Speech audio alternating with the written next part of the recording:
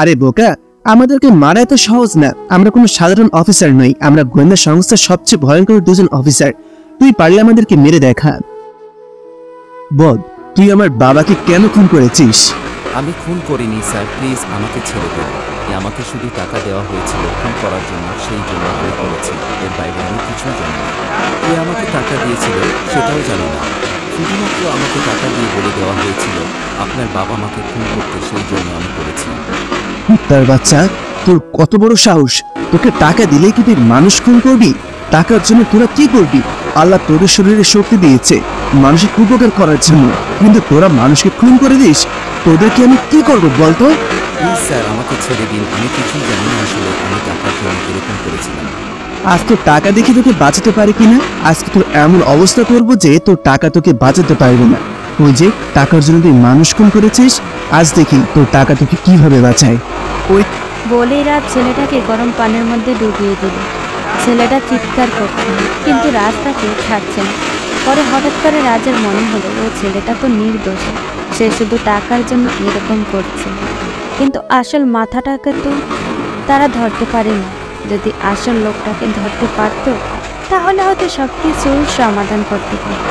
কিন্তু এখন একে মেরে কোনো কিছুর সমাধানই হবে না, তাই তাকে ছেড়ে দিয়ে বেঁধে রাখল। এর সাথে পরে কথা বলবো। আপনারা হয়তো কিছু বুঝতে পারছেন না, তাহলে 3 দিন আগের ঘটনা বলি।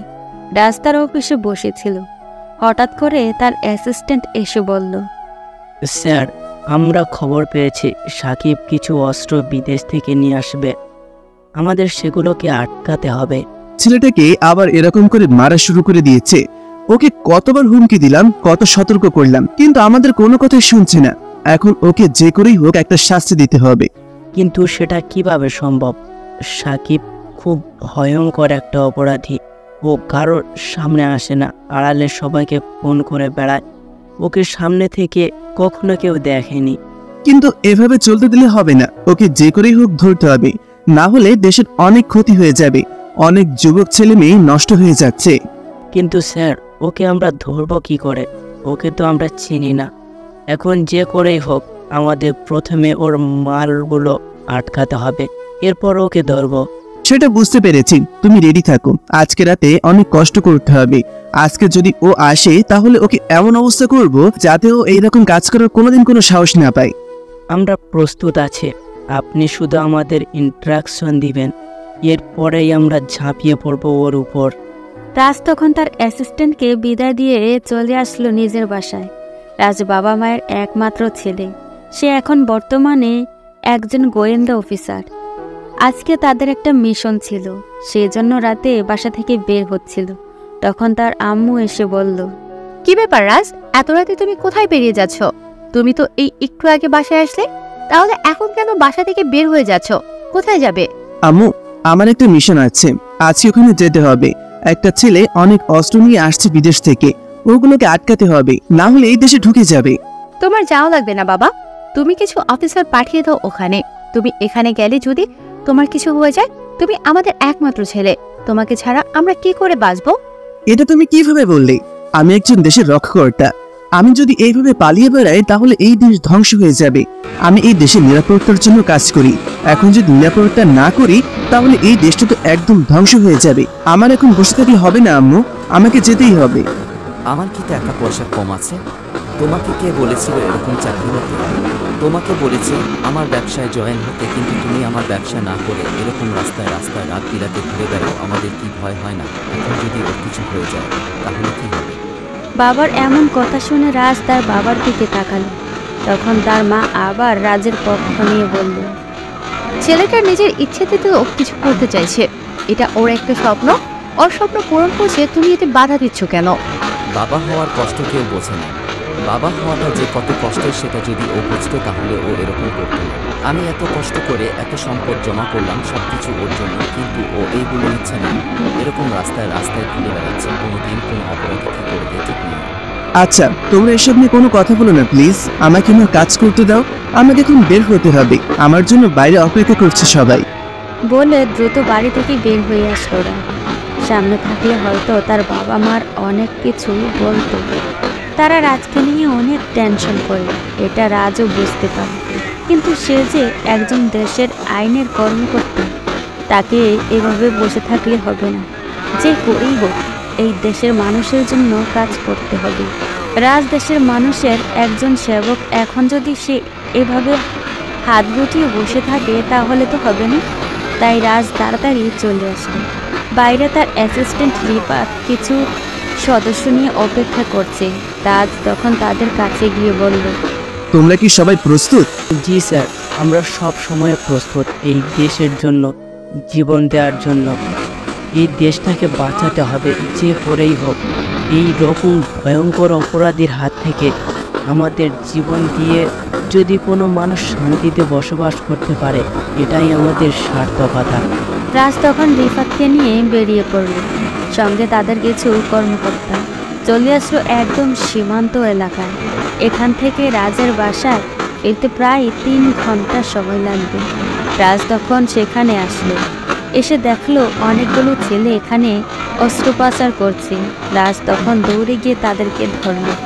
অনেক সহজেই তারা ধরা পড়ে গেল। এটা দেখে রাজের কিছুটা অবাক লাগলো। রাজ কার্টুনগুলোর কাছে গেল, গিয়ে খুলে দেখলো এখানে কোনো অস্ত্র নেই। এখানে মাটি আর ইট ভরা। তার মানে তাদেরকে ঠকানো হয়েছে। তাদের আরও কোনো উদ্দেশ্য ছিল।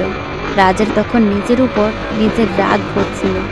ভুল ইনফরমেশনে এখানে চলে এসেছে তারা। তার মানে কি তাদের জন্য অন্য কোনো বিপদ অপেক্ষা করছে? রাজ তখন ছেলেগুলোকে অ্যারেস্ট করে নিয়ে বাসায় ফিরল।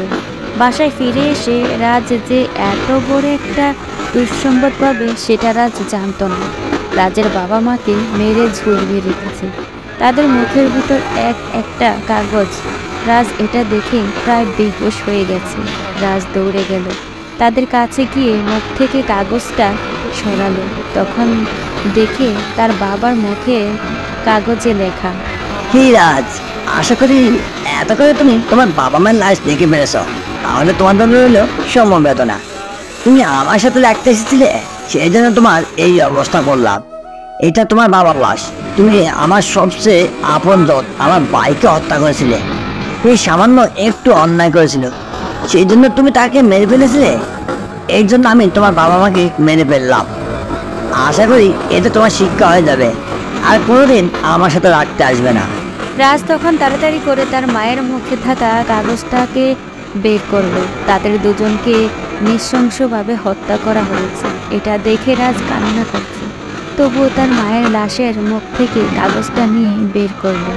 তখন দেখতে পেল, রাজ, এখানে তোকে আমি তুমি করে সম্বোধন করতে পারলাম না, কারণ তুই আমার সবচেয়ে আপনজন আমার ভালোবাসা মানুষকে হত্যা করেছিস। এখন আমি তোর সবচেয়ে প্রিয়জন তোর মাকে মেরে ফেললাম। এখন প্রিয়জন হারানো কষ্ট কতটা সেটা বোঝো। আমারও খুব কষ্ট হয়েছিল সেদিন। রাজ তখন সেটা দেখে তার আব্বু আম্মুর লাশ জড়িয়ে ধরে কান্না করতে শুরু করলো। তার সব কিছু ধ্বংস হয়ে গেল।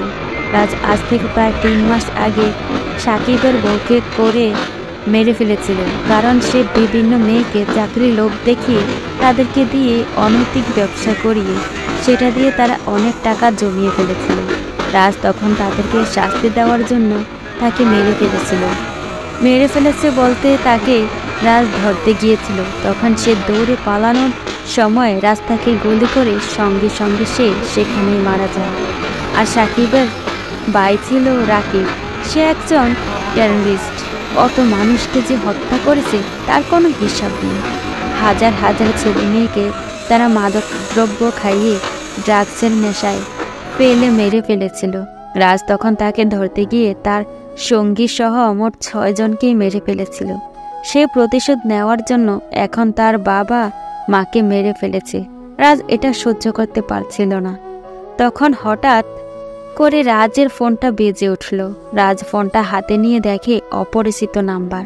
ফোনটা রিসিভ করতেই ওপাশ থেকে একটা কণ্ঠ ভেসে আসলো, কি ব্যাপার মিস্টার রাজ, গোয়েন্দাগিরি কেমন চলছে? এখন দেখেন আমি আপনার উপর গোয়েন্দাগিরি চালিয়ে দিলাম। তোর বাবা মাকে আমি মেরে ফেলেছি, পারলি না তো তোর গোয়েন্দাগিরি দিয়ে তোর মা বাপকে বাঁচাতে। তোর কত বড় সাহস, তুই আমার বাবা মাকে মেরে ফেলেছিস? তুই আমার সাথে যদি পারিস তাহলে সামনাসামনি লড়াই কর। এখন কেন পেছন থেকে লড়াই করছিস? আমি তো কোনোদিন পেছন থেকে লড়াই করিনি। তুই আমার বাবা মাকে কেন মেরেছিস বল? আমি তোকে পেছন থেকে মারিনি, আমি শুধু তোর সাথে বুদ্ধির খেলা দিতে গেছি। তুই বুদ্ধি করে আমার ভাই আর বউকে মেরেছিলি, এখন আমি বুদ্ধি করে তোর বাবা মাকে মেরে ফেললাম। তোকে বোকা বানিয়ে তোর চোখের সামনে সবাইকে হত্যা করলাম। এখন দেখ, পারলে কিছু করে দেখা। আমি তোর গ্যাংয়ের সামনে গিয়ে তোকে তোর ভাইকে মেরেছিলাম। তার অপরাধ করেছিল বলে তাদেরকে শাস্তি দিয়েছি। তুই আমাদেরকে মারতে পারতি, কিন্তু তুই নিরাপরাধ নিষ্পাপ আমার বাবা মাকে কেন মারতে গেলি? তাদের কি দোষ ছিল? তাদের একটাই দোষ ছিল, তারা তোর বাবা মা। তোর বাবা মা না হলে আমি তাদেরকে মারতাম না। কিন্তু তুই যেমন আমার প্রিয়জনকে কেড়ে নিয়েছিস, তাদেরকে হত্যা করেছিস, ঠিক সেরকম ভাবে আমিও তোদের প্রিয়জনকে কেড়ে নিলাম। যদি তোর বউ থাকতো তাহলে সবার প্রথমে তাকে মারতাম, কিন্তু তোর তো কেউ নেই, তোর বাবা মা বেঁচে আছে, সেই জন্য সবার প্রথমে তোর বাবাকে, তারপর তোর মাকে মেরে ফেললাম। তুই যে ভুল করেছিস এই ভুলের মাসুল তোকে দিতেই হবে। তুই আমার সাথে লাগতে এসেছিস। তুই জানিস না কতজন অপরাধীকে আমি প্রতিদিন ধরে মেরে ফেলি। এতই যখন তোর ক্ষমতা, তাহলে কেন তোর বাবা মাকে বাঁচাতে পারলি না? কেন পারলি না বল?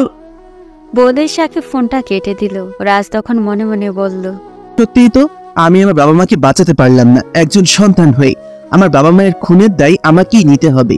কারণ আমি যদি এরকম কাজ না করতাম তাহলে আমার বাবা মাকে এই দিন দেখতে হতো না। আমি অপরাধীদের শাস্তি দিতে খুন করেছি। আমার কাজের কারণেই আমার শত্রু আমার বাবা মাকে মেরে ফেলেছে। আমি সবকিছুর জন্য দায়ী। আমার নিজের মধ্যে অপরাধ কাজ করছিল, সেজন্য আমি নিজের মাকে জড়িয়ে ধরে কান্না করতে লাগলাম। কালকে সকাল হলে লাশ দাফন করতে হবে। আপন বলতে পৃথিবীতে আমার কেউই নেই, শুধু বাবা মা ছিল, কিন্তু তারা মারা গেল। এখন আমি কি করব? আমি তো নিঃস্ব একা হয়ে গেলাম। আমি তখন আমার বাবার লাশের পাশে গেলাম। তাদেরকে এমন অবস্থা করে মেরেছে যেটা দেখলে যে কারো ভয় চলে আসবে। আমারও তাদের লাশের দিকে তাকাতে কষ্ট হচ্ছিল, কারণ তাদের গলায় অনেকগুলো আঘাত করা হয়েছে ছুরি দিয়ে। এই প্রত্যেকটা আঘাত যেন আমার হৃদয়ে করা হচ্ছে। আমি এতটা কষ্ট পাচ্ছি।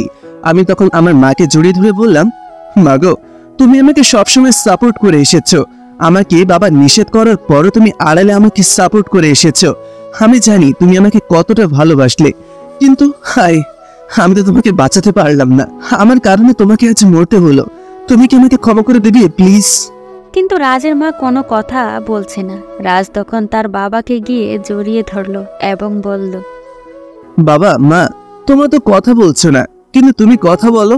তুমি আমাকে নিষেধ করেছিলে এই কাজে যাওয়ার জন্য, কিন্তু আমি তোমার নিষেধ শুনিনি। জোর করেই ওই কাজে জড়িয়ে পড়েছিলাম। এটা আমার স্বপ্ন ছিল। তুমি আমার স্বপ্ন পূরণে কোনোদিন বাধা দাওনি। আড়াল থেকে শুধু আমাকে নিষেধ করে গেছো, কিন্তু সামনাসামনি কোনোদিন আমাকে বাড়ির বাইরে আটকে রাখোনি। কিন্তু আমার কারণে আজ তোমাদেরকে মরতে হলো। কিন্তু আমি কথা দিচ্ছি বাবা, আমি যতদিন না ওই খুনিকে শাস্তি দিতে পারি আমার শান্তি নেই। পুরোটা রাত এভাবে কান্না করতে করতে চলে গেল রাজের। পরের দিন সকাল হতেই রিফাত চলে আসলো তাড়াতাড়ি করে রাজের বাসায়। রিফাতকে জড়িয়ে ধরে কান্না করতে শুরু করলো রাজ। আপন বলতে তাদের আর কেউ নেই। রিফাতের বাড়িতেও কেউ নেই। তার বাবা মা সবাই মারা গেছেন। সে রাজের বাবা মাকে বাবা মায়ের মতো দেখত। এখন তার বাবা মা মারা গেছে, রাজের বাবা মাও মারা গেছেন। সব মিলিয়ে তারা এখন একা পথের প্রতীক হয়ে গেল।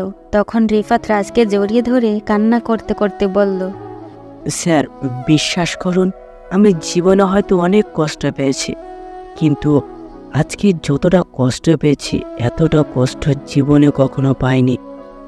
আপনার বাবা মাকে আমি নিজের বাবা মায়ের থেকেও বেশি ভালোবাসতো। জন্মের পর বাবা মাকে দেখিনি, কিন্তু আঙ্কেল আন্টিকে পেয়ে আমি বাবা মায়ের দুঃখ ভুলে গিয়েছিলাম। কিন্তু ওই সাকিবের বাচ্চাটা ওনাদেরকে ফোন করেছে। আমি ওকে ছাড়বো না। আপনি শুধু আমাকে অর্ডার দিন, আমি নিজের জীবন দিয়ে হলেও ওকে শেষ করে দিব। রাজ তখন কি বলবে কিছুই বুঝতে পারছিল না। জড়িয়ে ধরল তাকে। কান্না করছে দুজন অনেকক্ষণ ধরে। তারপর রাজ রিফাতকে বলল, রিফাত, এখন শান্ত হওয়া, এখন কাজ করার সময়। ও বুদ্ধি করে আমাদেরকে ঠকিয়েছে, কিভাবে আমাদেরকে সব ভুল ইনফরমেশন দিয়েছে। এরকম যদি আমরা ভুল ইনফরমেশনে যেতে থাকি তাহলে আস্তে আস্তে আমাদেরকে হঠাৎ করে এক একজনকে সবাই চলে যেতে হবে। তাই আমাদেরকে সঠিক তথ্য জোগাড় করতে হবে। ভুল পথে চললে হবে না। যদি আমরা ভুল পথে পা বাড়াই তাহলে আমাদের ক্ষতি হবে। তাই সঠিক পথে সঠিকভাবে কাজ করতে হবে। কিন্তু স্যার, আমি যে জায়গা থেকে সংবাদ পাই তারা সবাই খুবই বিশ্বস্ত। তারা আমাকে কোনোদিন ভুল ইনফরমেশন দেয় না। আমরা তো ওখানে গিয়ে পেয়েছিলাম তারা পাচার করছে, কিন্তু সেই জায়গায় যে এসব করে দিবে সেটা আমরা জানতাম না। এরপরেও আমি আমার ইনফরমারদেরকে আরও সতর্ক থাকার কথা বলল। তবে হবে না রিফাত, আমাদেরকে ওই ইনফরমারদের ওপর ভরসা করলে হবে না। আমাদেরকে নিজেদের ইনফরমার হতে হবে, এরপর সবকিছু করতে হবে। মনে রাখবে, পুলিশের হাত যত লম্বা হবে গোয়েন্দাদের হাত তত লম্বা হবে। ঠিক তেমন ভাবে অপরাধীরা তাদের অপরাধ জগতে বিভিন্ন পরিকল্পনা নিয়ে আসবে। আমরা যেরকম নতুন নতুন প্ল্যান করি, তারা নতুন নতুন প্ল্যান করেই আমাদেরকে ঠকানোর চেষ্টা করবে, আমাদেরকে বোকা বানিয়ে ফেলবে। কিন্তু আমাদের তা হলে হবে না, আমাদেরকে চালাক হতে হবে। যে করেই হোক ওদেরকে ধরতে হবে, না হলে ওরা আমাদের সবকিছু ধ্বংস করে দিবে। আগে সাকিবকে চেনা দরকার, আমরা তো সাকিবকে চিনি না। এখন আমরা সাকিবকে কিভাবে চিনব স্যার? হয়তো সাকিব আমাদের আশেপাশে ঘুরে বেড়াচ্ছে, কিন্তু আমরা সাকিবকে চিনতে পারছি না। এর জন্য আমাদেরকে ছদ্মবেশ নিতে হবে। আমরা যদি এভাবে রাস্তায় রাস্তায় ঘুরে বেড়াই, তাহলে আমরা হয়তো সবকিছু শেষ হয়ে যাবে, আমরা কিছুই করতে পারবো না। সাকিব আড়াল থেকে সবাইকে ধ্বংস করে দিবে, কিন্তু আমরা সামনে থেকে কিছুই করতে পারবো না। তুমি এক কাজ করো, আমার সাথে চলো। এরপর তারা রাজের বাবা মায়ের দাফন শেষে বেরিয়ে পড়ল। বাড়ির সিসিটিভি ফুটেজ থেকে ওই ছেলেটাকে ধরলো, কিন্তু এটা শুধু সামান্য একটা কন্ট্রাক্ট কিলার, তাই সে কিছুই জানে না। তাই ওকে অ্যারেস্ট করে পুলিশের হাতে তুলে দিয়ে রাজ একটা খাদের কিনারায় চলে আসলো এবং সেখানে এসে রাজ জাপ দেওয়ার অভিনয় করলো আর সেটা রিফাতকে ভিডিও করতে বলল। এরপর সেই ভিডিওটা রিফাতকে ইন্টারনেটে আপলোড দিতে বলল রাজ। রাজ তখন রিফাতকে সবকিছু বুঝিয়ে দিল। পরের দিন থেকে পত্রিকার হেডলাইন হয়ে গেল গোয়েন্দা অফিসার রাজ চৌধুরীর আত্মহত্যা। সবাই এটা নিয়ে বিভিন্ন রকম প্রচারণা করছে, কিন্তু রাজ রিফাতকে আরও একটা প্ল্যান বলে দিল। রিফাত তখন সবার সম্মুখে পদত্যাগের অভিনয় করলো এবং রিফাত রাজের কাছে এসে বলল, স্যার, আপনার মাথায় কি চলছে আমি কিছুই বুঝতে পারছি না। আমাকে পদত্যাগের কথা বললেন আপনি, আত্মহত্যার অভিযোগ করলেন। সবাই তো আমাদেরকে মৃত ভাববে, আমরা তো আর সমাজে মুখ দেখাতে পারবো না। কি হলো আপনার প্ল্যানের? কিছুই তো আমি বুঝতে পারছি না। রিফাত, তুমি আমাকে ভুল বুঝছো না, আমি যেরকম করছি সেই রকমই করো। আমি তোমার ভালোর জন্য এসব করছি। এখন সম্ভবত তোমার কাছে একটা ফোন আসবে, তোমাদের কাছে সাকিব ফোন করবে। আমি নিশ্চিত তোমাদেরকে পদত্যাগের কারণ জানতে চাইবে, তখন তুমি আমার শেখানো কথাগুলোই বলবে। বলতে না বলতেই সাকিব রিফাতকে কল করলো। রিফাত ফোনটা ধরে অনেক ভয় পাচ্ছিল। তখন সাকিব রিফাতকে বলল, আমি বলেছিলাম তোর বসকে সবকিছু বাদ দিয়ে দিতে, আমার সাথে না লাগতে, কিন্তু সে আমার কথা না শুনে যুদ্ধ করতে এসেছিল। এখন দেখ তোদের অবস্থা কি হলো, একজন মারা গেছে আর একজন ইচ্ছে করেই পদত্যাগ করে নিচ্ছে। তোর এইসবের কারণ কি? তোর এইসবের কারণ কি? আমরা তো কিছুই বুঝতে পারছি না। দেখো ভাই, আমার একমাত্র অবলম্বন ছিলেন আমার বস, কিন্তু উনি তো আত্মহত্যা করলেন ওনার বাবা মায়ের মৃত্যুর শোক সহ্য না করতে পেরে। কিন্তু আমার যখন সবকিছু শেষ হয়ে গেছে, আমি এসব কাজ করে লাভ নেই। যেখানে আমার বস রাজ স্যার নেই, সেখানে আমি কাজ করে কি লাভ? কোন দিন আমার জীবন চলে যায় এটা জানি না। এজন্যই আমি আজ থেকে সতর্ক হয়ে গেলাম। খুব ভালো করেছিস, তোর বুদ্ধি ভালো আছে, তুই জীবনে সফল হতে পারবে। একটা মাথা মোটার জন্য আমার সাথে লাগতে এসেছিলি, আমার সাথে যে লাগতে আসে সেই ধ্বংস হয়ে যায়, এটা নিশ্চিত। রাজ তখন রিফাতকে কথা চালিয়ে যাওয়ার জন্য বলল। এদিকে রাজ ওর ফোনের লোকেশন ট্র্যাক করার জন্য 2 জন লোককে সিলেক্ট করে রেখেছিল। তারা লোকেশন সিলেক্ট করে রেখেছে, এখন তাদেরকে লোকেশন অনুযায়ী যেতে হবে। কিন্তু তার লোকেশন প্রতি মুহূর্তে পরিবর্তন হয়, সেজন্য তারা অনেকবার তাদের লোকেশন ধরার চেষ্টা করলেও কোনো সময় পারেনি। আজকে তাদেরকে যে করেই লোকেশন ট্র্যাক করতে হবে, এরপর ওই লোকেশন অনুযায়ী গিয়ে ওকে ধরে ফেলবে। রিফাত তখন কথা চালিয়ে যাচ্ছে। সাকিব তখন বলল, তোকে আমি একটা সুযোগ দিতে চাই, যদি তোর ভালো লাগে তাহলে আমার সাথে কাজ করতে পারিস। আমি তোকে অনেক টাকা দিব, কিন্তু কথা হচ্ছে তুই আমার সাথে বেমানি করবে না। আমার মনে হচ্ছে তুই ভালো হয়ে গেছিস। যদি তুই বেমানি না করিস, আমার সাথে সততার সাথে কাজ করিস, তাহলে তুই ওই চাকরি করে যা সামান্য বেতন পেতে তার থেকে কয়েক হাজার গুণ বেশি টাকা আমি দেবো। কিন্তু আমি তো একজন দেশ সেবক, আমি কিভাবে দেশের সাথে বিশ্বাসঘাতকতা করতে পারি? এই দেশের জন্য আমার জীবনকে উৎসর্গ করেছি, এখন এই দেশের সাথে আমি বেইমানি করব? আরে কিসের দেশ? যে দেশ তোমাকে শান্তিতে বাঁচতে দিও না, যে দেশের জন্য তুমি এত বেশি করলে কিন্তু শেষে তোমাকে পদত্যাগ করতে হলো, সেই দেশে দিয়ে কি করবে তুমি বলো? তাও ঠিক, আমাকে ভেবে দেখতে হবে। যদি আমি ভেবে পাই যে তোমার সাথে কাজ করার দরকার, তাহলে কাজ করার জন্য রাজি হব। কিন্তু আমি যে তোমার সাথে কাজ করব, তোমাকে আমি কিভাবে খুঁজে পাবো? সাকিবকে কোনোদিন খুঁজে পাওয়া সম্ভব নয়। সাকিব সবার আড়ালে থাকে, সবার আড়াল থেকে কাজ করে। সেই জন্য আমার কর্মীদের সাথে তুই কাজ করবি, কোনোদিন আমাকে দেখতে পারবি না। কিন্তু তোমার এরকম কাজের কারণ কি? সবার সামনে এসেও তো কাজ করতে পারো। তোমার কি কোনো হিডেন তথ্য আছে সেজন্য তুমি কাজ করছো? একদম চালাকি করার চেষ্টা করবি না। তুই কি করতে চাচ্ছিস? আমার সাথে সব ইনফরমেশন বের করে নেওয়ার চেষ্টা করছিস, কিন্তু শুনে রাখ, আমার কাছ থেকে ইনফরমেশন বের করা অত সহজ নয়। আমি তোদের মতো অত বোকা নয়। আমি গোয়েন্দাগিরি ছেড়ে দিয়েছি, তাই এসব ইনফরমেশন দিয়ে আমার কোনো লাভ হবে না। আমি এমনি জিজ্ঞাসা করলাম কৌতূহল থেকে। তোর যদি ইচ্ছা হয় কাজ করা, তাহলে কাজ করার জন্য আসতে পারিস। যদি না করিস, কাজ করবি না। তাহলে এইসব কথা বলে কোনো লাভ নেই। এখন ফোন রাখছে। বলেই ফোনটা রেখে দিল সাকিব। ওদিকে রাজ এতক্ষণে একটা লোকেশন পেয়ে গেছে, কিন্তু লোকেশনটা দেখে রাজের অনেকটা অদ্ভুত লাগলো, কারণ এটা কোনো গ্রামের এলাকা যেখানে কোনো মানুষের পক্ষে এত ভয়ঙ্করভাবে কাজ করা সম্ভব নয়।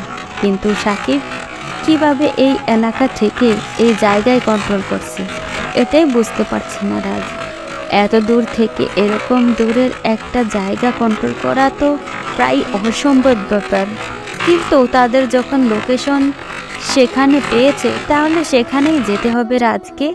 সেজন্যই সেই এলাকার পুলিশ অফিসারের সাহায্য নেওয়া দরকার।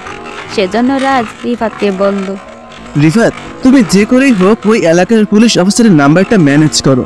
আমি তার সাথে কথা বলে সেখানে যেতে চাই। ওনার সাহায্য ছাড়া ওই এলাকা আমরা চিনি না, কিভাবে চলাফেরা করব? আপনি কোনো চিন্তা করবেন না স্যার, আমি মুহূর্তের মধ্যে এই কাজটা করতে পারবো। আমি যে কোনো সময় ওনার নম্বর নিয়ে আসবো, আপনি রেডি থাকেন। বলে রিফাত রাজের কাছ থেকে বিদায় নিয়ে চলে গেল। ছেলেটা অনেক পরিশ্রমী, যে কোনো সময় যে কোনো কাজ করতে পারে, যে কোনো সময় রাজ বলা মাত্র চলে আসে। এটাই পরিশ্রমের মূল লক্ষ্য এবং উদ্দেশ্য হওয়া চাই। রাজ তখন বসে বসে চিন্তা করছে কিভাবে কি সম্ভব এরকম একটা গ্রামের এলাকা থেকে এরকম একটু বড় মাস্তান বেরিয়ে আসার কথা নয়। তাহলে সাকিব কিভাবে গ্রাম থেকে এটা কন্ট্রোল করছে? তাহলে কি ওই গ্রামে তার কোনো গোপন আস্থান আছে? পরের দিন সকালে রিফাত একটা নাম্বার নিয়ে আসলো। এটা ওই কমলাপুর গ্রামের পুলিশ ইন্সপেক্টরের নাম্বার। রাজ তখন নাম্বারে ফোন দিল। হ্যালো, কমলপুর পুলিশ স্টেশন থেকে ইন্সপেক্টর অনিকা বলছি। কি বলছেন? আমি রাজ চৌধুরী, গোয়েন্দা অফিসার। এসব কি বলছেন স্যার? আপনি কি সত্যি গোয়েন্দা অফিসার রাজ চৌধুরী? আপনার মৃত্যুর খবর কাল পুরো দেশে চঞ্চলকর তথ্য সৃষ্টি করেছে। আপনি আজ বলছেন আপনি বেঁচে গেছেন? কি করে এটা সম্ভব? আমরা ভিডিওতে দেখলাম আপনি মারা গেছেন। কথা পরে হবে, আমি আপনার সাথে দেখা করতে চাই। আপনার এলাকায় আমি আসছি, আপনি আমাদের জন্য ব্যবস্থা করুন। ওকে স্যার, আপনি কোনো চিন্তা করবেন না, আমি ব্যবস্থা করতেছি সব কিছু। আর আপনি কেন এখানে আসবেন সেটা যদি বলতেন। ওটা আমি আসলেই জানতে পারবে। এখন আমাদের একটা ব্যবস্থা করো, আমরা যাতে আসার পর কোনো ঝামেলায় না পড়ি সেই ব্যবস্থা করো। ওকে স্যার, আপনি চিন্তা করবেন না, আপনি আসলে এখানে আপনার জন্য সব ব্যবস্থা করা আছে। রাজ তখন ফোনটা রেখে নিয়ে বেরিয়ে পড়ল, কারণ তাদের সাথে আর কেউ যাবে না, তাদের দুজনকেই যেতে হবে যে করেই হোক। ওকে সাকিবকে তাদের ধরতে হবে, না হলে আমাদের দেশের অনেক নিরীহ মানুষ মারা যাবে। রাজ তখন বেরিয়ে পড়ল। কমলাপুর গ্রামের উদ্দেশ্যে।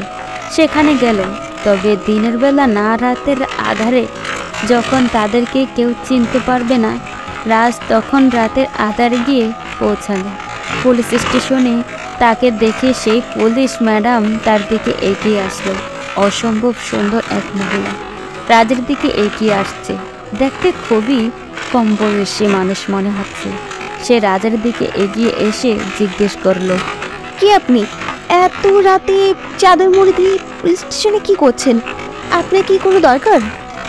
রাজ আর রিফাত তখন তাদের গা থেকে চাদরটা সরালো। খানিকটা তাদের দেখে আশ্চর্য হয়ে গেল। এরপর জিজ্ঞাসা করলো, স্যার, আপনারা এত রাতে? আপনারা তো কল করেছিলেন, কিন্তু এই সময় আসার কথা বলেননি। তবে আমি সব কিছু ব্যবস্থা করে রেখেছি। আপনারা বলুন এখানে কী জন্য এসেছেন, আমি আপনাদেরকে কীভাবে সাহায্য করতে পারি? দেখুন মিস আনিকা, আমাদের এখানে আসার একটাই উদ্দেশ্য, সেটা হলো এই দেশের সবচেয়ে ভয়ঙ্কর গুপ্তখনি সাকিবকে ধরা। কিন্তু স্যার, রাকিব এখানে আছে কি? আপনারা তো শহর থেকে এসেছেন। আপনি ভুল বুঝছেন ম্যাডাম, আসলে সাকিবের সব কর্মকাণ্ড এখানেই। কারণ আমাদের সে কল করেছিল, পরে আমরা তার কল ট্র্যাক করেছি এবং দেখেছি সে এই গ্রামেই আছে। কিন্তু এই গ্রামে তো কোনো খুন খারাপি কিছুই হয় না। আমি প্রায় 1.5 বছর থেকে এখানে চাকরি করি। শহরে সাকিবের কোনো অস্তিত্বই নেই। সে এখান থেকে সবকিছু কন্ট্রোল করে। শহরে যদি ও যায় তাহলে ধরা পড়ে যেতে পারে। ওখানে অনেক গোয়েন্দা অফিসার সহ সবাই আছে, ওকে ধরে ফেলবে। ওখানে ওকে ধরে ফেলা অনেক সহজ, কিন্তু এখানে তাকে ধরা সম্ভব নয়। এখান থেকেই সবকিছু কন্ট্রোল করছে ও। কিন্তু স্যার, এখন আমরা সাকিবকে কোথায় খুঁজবো? সাকিবের তো কোনো চিন পরিচয় নেই। যদি ওকে না দেখি তাহলে ও কিভাবে চিনবো? সেজন্যই আমরা মৃত্যুর অভিনয় করে এখানে চলে এসেছি। আমাদের আর কোনো সময় নেই। আমরা এখন চাকরি থেকে পদত্যাগ করিনি। এটা শুধু একটা সাজানো নাটক ছিল, যাতে সাকিব বুঝতে পারে যে আমরা ভয় পেয়ে সবকিছু থেকে সরে গিয়েছি। এরপর ওকে পেছন থেকে আঘাত করব। ঠিক আছে স্যার, আপনারা যেভাবে বলবেন সেভাবে রকমই হবে। এখন এত দূর থেকে এসেছেন, চলুন আমাদের গেস্ট হাউসের ওখানে বিশ্রাম নেবেন। এরপর রাজ তাদের সাথে চলে যাবে তাদের রেস্ট হাউসে, একা ছোটোখাটো ঘরে। সেখানে গিয়ে কিছুক্ষণ বিশ্রাম নেবে। কিন্তু রাজের ঘুম আসছিল না, কারণ তার একটাই টেনশন, কিভাবে সাকিবকে ধরবে। কিন্তু সাকিবকে ধরা তো দূরের কথা, তার অস্তিত্ব খুঁজে পাওয়াই তাদের কাছে কষ্টকর হয়ে পড়েছিল। পরের দিন সকালে সেখানে আনিকা আসলো। আনিকা মেয়েটা দেখতে অসম্ভব সুন্দর। রাজ প্রথম দেখাতে তার উপর ক্রাশ খেয়েছে, কিন্তু এখন তার এসব নিয়ে ভাবলে চলবে না। যে করেই হোক তাদেরকে সাকিবকে ধরতে হবে। তখন আনিকা আসার পর রাজ তাকে বলল, আপনি তো এই এলাকার পুলিশ ইন্সপেক্টর, আশা করি আপনার কাছে সব ইনফরমেশন আছে এই এলাকার। এই এলাকার সবচেয়ে ক্ষমতাশালী ব্যক্তিকে। স্যার, এটা অনেক পুরনো একটা ছোট গ্রাম। এখানে পুলিশের কথার চেয়ে মানুষ গ্রামের প্রধানের কথা বেশি শোনে। তাহলে এই গ্রামে কি এমন কেউ নেই যে শহরের সম্পর্কে ভালো ধারণা আছে? তখন আনিকার পাশে থাকা আরেকজন পুলিশ কর্মকর্তা রাজের দিকে এগিয়ে আসলো। এরপর বলল, স্যার, আমি নাহিদ, এখানকার কনস্টেবল। আমার কাছে একজন আছে যে শহর সম্পর্কে ভালো ধারণা রাখে, কিন্তু সে খুবই বিপজ্জনক। সে আমাদের এই গ্রামের গ্রাম প্রধানের একমাত্র ছেলে রাফি। তুমি কি তার সাথে আমাদের একটু পরিচয় করে দিতে পারবে? তার সাথে আমরা দেখা করতে চাই। স্যার, আপনি ভুল করছেন। ওর সাথে এভাবে দেখা করলে হবে না। হতে পারে ওই সাকিবের ছদ্মবেশে সব কিছু করে বেড়াচ্ছে। আমরা যদি এভাবে ওর সামনে চলে যাই তাহলে ধরা পড়ে যাব। এর চেয়ে বরং গোপনে ওর খবর রাখি। আচ্ছা মিস্টার নাহিদ, আমাদের একটু সাহায্য করো। তুমি আমাদেরকে সব ইনফরমেশন এনে দাও, আমরা গোপনে ওর বিষয়ে খবর রাখবো। সামনাসামনি আমরা যাব না। তাহলে আচ্ছা ঠিক আছে স্যার, আপনারা কোনো চিন্তা করবেন না। আপনারা এখানে বিশ্রাম নিন, আমি ওদের ব্যাপারে সব ইনফরমেশন আপনাকে জানিয়ে দিচ্ছি। রাজ তখন সেখানে অপেক্ষা করতে থাকলো। আনিকা তার কাছে এসে বলল, স্যার, আপনার বিষয়ে অনেক শুনেছি, কোনোদিন আপনার কাজকর্ম দেখিনি। আপনি এত ভয়ঙ্কর অপরাধীকেও ধরেছেন, সেটা আমার অনুপ্রেরণা। আপনাকে সামনে দেখতে পাবো এটা আমি কোনোদিনই ভাবিনি। আপনি যদি চান তাহলে এই পুরো গ্রামটা আপনাকে ঘুরিয়ে দেখাতে পারি। তো খুব ভালো হয়, আমি এই গ্রামটা ঘুরে দেখতে চাই। আপনাকে বলবো ভেবেছিলাম, যদি গ্রামের সবকিছু না জানি তাহলে এই গ্রামে কিভাবে তদন্ত করব। আপনি আমাদের সাথে চলুন। এরপর আনিকা তাদেরকে নিয়ে গেল গ্রামের ভিতরে। পুলিশের গাড়ি গ্রামের মাটির রাস্তা দিয়ে চলছে। এটা অনেক সুন্দর একটা পরিবেশ। গ্রামের পরিবেশ সত্যি অনেক সুন্দর। এটা তাদেরকে ছোটবেলায় ফিরিয়ে নিয়ে যাচ্ছিল। ছোটবেলায় রাজ গ্রামে এসেছিল একবার, এরপরে আর কোনোদিন গ্রামে আসা হয়নি। তখন আনিকা তাদেরকে একটা চায়ের হোটেলের সামনে নিয়ে গেল, ছোটোখাটো একটা দোকান। রাজ তখন ভিতরে ঢুকে চা খেল। এখানে মাটির কাপে চা খাওয়ার মজাটাই আলাদা। তখন চায়ের দোকানদার রাজকে বলল, সাহেব, আপনারা কি শহর থেকে এসেছেন? হ্যাঁ, আমি শহর থেকে এসেছি এখানে সামান্য ব্যবসা বাণিজ্য করার জন্য। এখানকার সম্পদ অনেক ভালো। এখানকার শাকসবজি আমরা শহরে নিয়ে বিক্রি করব, সেই জন্য এখানে এসেছি। আপনার কি এই বিষয়ে কোনো ধারণা আছে?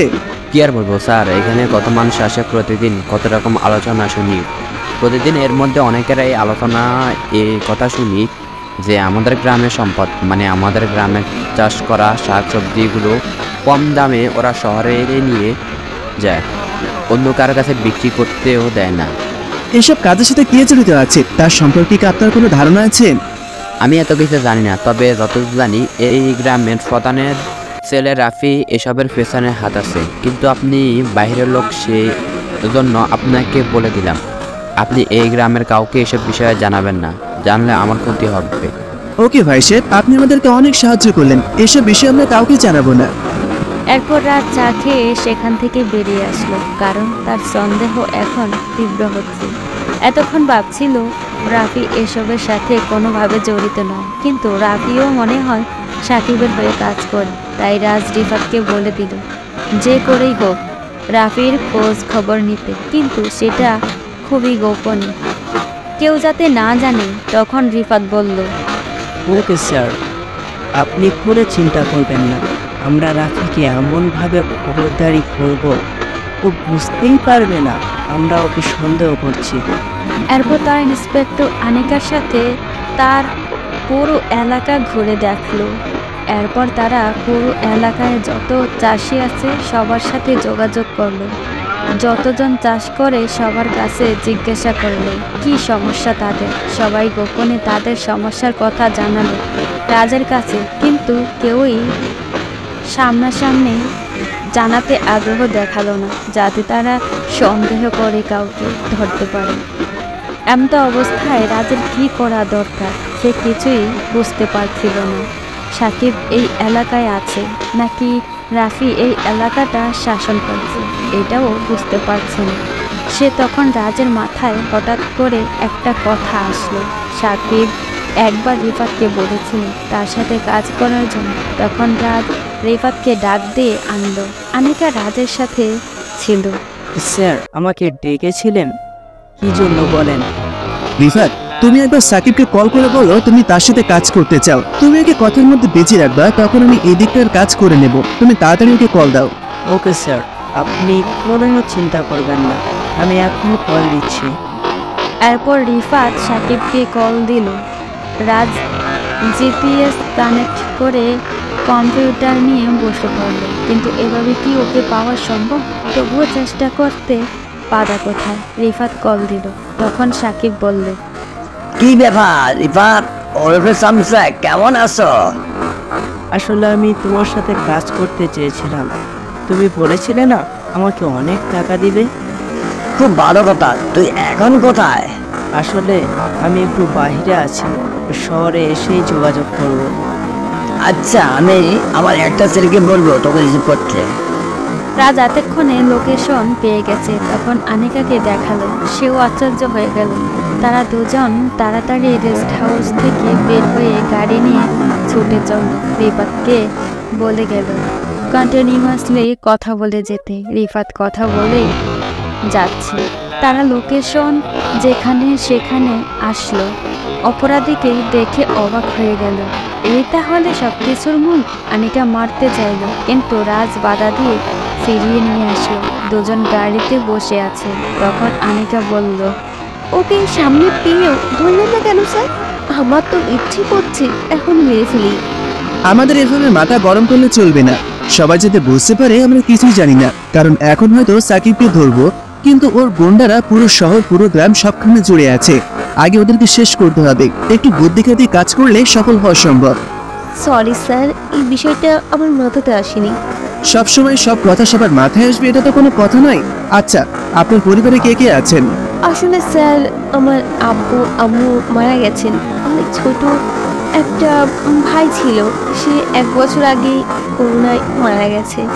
বলে আনিকা প্রায় কান্না করে দিচ্ছিল। রাজ এটা দেখে অনেক কষ্ট পেল।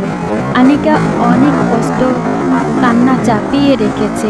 রাজ তখন তাকে বলল, পৃথিবীতে আমরা অমর নই, সবাইকে মৃত্যুবরণ করতে হবে। তাই এইসব নিয়ে চিন্তা না করে যেরকম আছেন সেরকমই আপনি অনেক ভালো আছেন। হ্যাঁ স্যার, আমি অনেক ভালো আছি। কিন্তু আপনি মানে আপনার ফ্যামিলি, ম্যাডাম কেমন আছেন? আরে কি বলো, আমার তো কোনো বই নেই। তাহলে ম্যাডাম কাকে বলছো? আনিকা তখন রাজের কথা শুনে মুচকি হাসলো। তাহলে আনিকা একটা চান্স নিতে পারে। আনিকা রাজকে দেখে অনেক পছন্দ করেছে। অনেক দিন ভাবছে তাকে সামনে থেকে দেখবে, কিন্তু কোনোদিন দেখেনি। কোনোদিন ভাবেও নি তার সাথে সামনাসামনি দেখা হয়ে যাবে। যখন দেখা হয়ে গেছে তাহলে তার সাথে একটু কথা বলে দেখবে যদি জীবনের সেই আশাটা পূরণ করতে পারে। কিন্তু রাজ কি মেনে নেবে? সে এত বড় একজন অফিসার, আনিকার মতো সাধারণ একজন পুলিশ ইন্সপেক্টরের সাথে ওর কি যায়? ওদিকে রাজ তখন আনিকার দিকে চেয়ে আছে। সে কিছু একটা নিয়ে ভাবছে। তার এই চিন্তিত দৃষ্টি রাজকে আরও তার দিকে টেনে নিয়ে যাচ্ছে। রাজ তখন আনিকার দিকে অবাক হয়ে তাকিয়ে আছে, কিন্তু সে কিছু একটা নিয়ে ভাবছে। রাজ তখন তাকে বলল, কি ব্যাপার ম্যাডাম, এত কি নিয়ে ভাবছেন? আনিকা তখন রাজের কথা শুনে ভেবাচিকা খেয়ে রাজের দিকে তাকালো। এরপর নিজেকে সামলে নিয়ে বলল, জি না স্যার, কিছু নিয়ে ভাবছি না। আসলে এমনি একটা চিন্তা করছিলাম তো। আপনার কি বিয়ে নিয়ে কোনো প্ল্যান নেই? হ্যাঁ, অবশ্যই আছে। প্রতিটা মানুষের নিজের জীবন গঠনের আলাদা একটা প্ল্যান থাকে। আমারও আছে, কিন্তু এখন আমার একটাই উদ্দেশ্য। যতদিন না সাকিবকে ধরতে পারছি ততদিন আমি এই বিষয় নিয়ে ভাবতে চাইছি না। ও তাই বলেন? কিন্তু আপনার প্ল্যান কি? আপনি তো অনেক সুন্দরী একজন মানুষ। আপনার কি কোনো ভালোবাসার মানুষ নেই? থাকবে না কেন? আমারও একজন ভালোবাসার মানুষ আছে। তিনি আমার স্বপ্নের পুরুষ, আমার অনুপ্রেরণা। আমি তাকে দেখে নতুন করে বাঁচার আগ্রহ পাই। তার জীবনী পড়ে আমি একজন সত্যনায়ক পুলিশ ইন্সপেক্টর হতে পেরেছি। রাজ তখন আনিকার কথা শুনে কিছুটা কষ্ট পেল। রাজ তার সাথে আকৃষ্ট হয়ে পড়েছে। এখন সে বলছে তার ভালোবাসার মানুষ আছে। তার ভালোবাসার মানুষটাকে তাকে রাজ দেখতে চায়। কিন্তু এখন এসব নিয়ে ভাবলে চলবে না। রাজের জীবনে এখনো পড়ে আছে। তাই আনিকাকে বলল, আপনি পরে কথা বলা যাবে। এখন চলুন, আমাদেরকে সাকিবের কাছে যেতে হবে। যে করেই হোক গ্রাম প্রধানকে বোঝাতে হবে এসব খারাপ কাজ সম্পর্কে। ঠিক আছে স্যার, চলুন। আমি তখন তার সাথে চলেছি। এই কয়দিন যতটা বুঝেছি, তিনি কাজের ব্যাপারে অনেক সতর্ক। কাজ ছাড়া কিছুই বোঝেন না। এইরকম কর্মী একজন মানুষকে নিজের জীবন সাথী হিসাবে চেয়েছি, সারা জীবন। কিন্তু তাকে কি আমি আমার জীবনের সাথে মানিয়ে নিতে পারবো? সে কি আমাকে ভালোবাসবে? কোনোদিনও। সে এত বড় একজন মানুষ, কত ছেলে মেয়ে তার জন্য পাগল। কিন্তু আমি কি চেষ্টা করব? চেষ্টা করতে তো কোনো বাধা নেই। আমি চেষ্টা করব। যদি তার মনের মতো হতে পারি তাহলে। রাজ তখন চলে গেল তাদের রেস্ট হাউসে। সেখানে গিয়ে রিফাতকে নিয়ে চলে গেল গ্রাম প্রধানের কাছে। গ্রাম প্রধান তাকে দেখে এগিয়ে আসলেন। এসে বললেন, কি ব্যাপার সাহেব, আপনাকে তো দেখে মনে হচ্ছে না এই গ্রামে কোনোদিন দেখছি। আর পুলিশ ম্যাডামের সাথে এখানে আপনি কি খবর ম্যাডাম? আসলে গ্রামের প্রধান সাহেব, উনি শহর থেকে এসেছেন। অনেক বড় একজন আইনি কর্মকর্তা উনি। আপনার সাথে কিছু কথা বলতে চান। আমাদের মতো এত ছোট গ্রামে ওনার মতো একজন বড় অফিসার কেন আসলেন? আর আমার সাথে কি দরকার বলুন সাহেব, আপনাকে কিভাবে সাহায্য করতে পারি? দেখুন গ্রাম প্রধান সাহেব, আপনি একজন নেতা। আপনাকে কিভাবে বলবো কথাটা? আপনি কথাটা একটু ভেবে দেখবেন। সবাই নিরাপদভাবে নিজের ব্যবসা চালিয়ে যাওয়ার অধিকার আছে। কিন্তু আপনার ছেলে মানে মিস্টার রাফি গ্রামের গরিব কৃষকদের সম্পদ মানে তাদের চাষকৃত ফসল শহরের মানুষের কাছে বিক্রি করেছে। কিন্তু গ্রামের মানুষ তাদের উপযুক্ত মূল্য পাচ্ছে না, তাদেরকে কম টাকা দিয়ে আপনার ছেলে বেশি টাকায় সেগুলো বিক্রি করছে। এটা কিন্তু সঠিক না। সে ব্যবসা করবে, এটা ভালো কথা, কিন্তু কমভাবে ব্যবসা করবে যাতে কৃষকেরা তাদের মূল্য পায়। এরপর যে লাভ হবে সেটা যেন আপনার ছেলেকে নিতে বলেন। এই জন্যই আমরা এসেছি। কি বলছেন সাহেব? আমার ছেলে তো এরকম কোনো কাজের সাথে জড়িত নয়। আমি যতদূর জানি আমার ছেলে পড়াশোনা করে, এসব বিষয়ে ওর কোনো মাথা ব্যথা নেই। আমি জানি গ্রাম প্রধান সাহেব, আপনি এসবের কিছুই জানেন না, কিন্তু আপনার ছেলে আড়াল থেকে সবার কাছ থেকে ফসল নিয়ে সেগুলো শহরে বিক্রি করছে। কিন্তু আপনাকে ভয় পেয়ে গ্রামের মানুষ কেউ কিছু বলতে পারছে না আপনার কাছে। আপনি এই বিষয়টা দেখবেন। আপনি একটু অপেক্ষা করুন সাহেব, আমি আমার ছেলেকে ডেকে নিয়ে আসছি, ও ঘরেই আছে। এরপর গ্রাম প্রধান সাহেব ভিতরে গেলেন, গিয়ে রাফিকে ডেকে নিয়ে আসলেন। রাফি আসার পর রাজকে দেখে অবাক হয়ে গেল। রাজ এখানে কিভাবে আসছে সেটা রাফি জানতে চাইছে। রাজ তখন তাকে বলল, অবাক হওয়ার কিছুই নেই রাফি, আমি বেঁচে আছি এবং যেখানে এসেছি আমি জানি তুমি আমার বিষয়ে অনেক কিছু জানো। কিন্তু মনে রাখো, সঠিকভাবে ব্যবসা করো, এতে তোমার লাভ হবে। তা দিয়ে তুমি ভালো মতন চলতে পারবে। আর তোমার বাবার সামনের দিকে তাকিয়ে তোমাকে অ্যারেস্ট করলাম না, না হলে আজ তোমাকে গ্রেপ্তার করে বন্দি করে রাখতাম। সাহেব, আমার ভুল হয়ে গেছে। আমি আর কোনোদিনই কাজ করব না। আমি কৃষকদেরকে তাদের উপযুক্ত মূল্য দিয়ে তারপর ব্যবসা করব। আমি ভাবতেও পারছি না রাফি, তোমাকে আমি পড়াশোনা করিয়েছি ভালো কাজ করার জন্য। আমি এই গ্রামের শান্তি রক্ষার জন্য কাজ করি, আর তুমি আমার ছেলে হয়ে কৃষকদের ঠকিয়েছো। আব্বা, আমার ভুল হয়ে গেছে। আমি ভুল করে ফেলেছি, আমাকে ক্ষমা করে দিন। আমি আর কোনোদিন এরকম কাজ করব না। বিশ্বাস করুন আমাকে একটু।